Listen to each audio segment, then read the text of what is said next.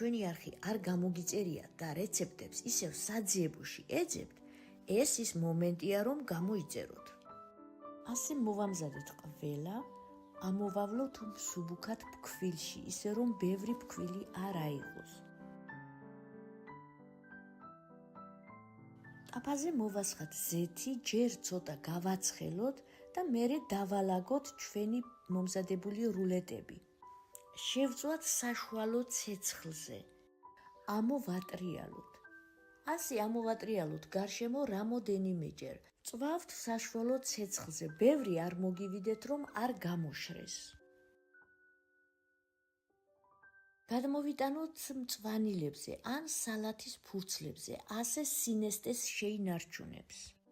უხდება ნებისმიერი სოუსი, არაჟნის, პომიდრის, ტყემალი თუ აჯიკა. რეკომენდაციას ვუწევ აუცილებლივ მოგეწონათ.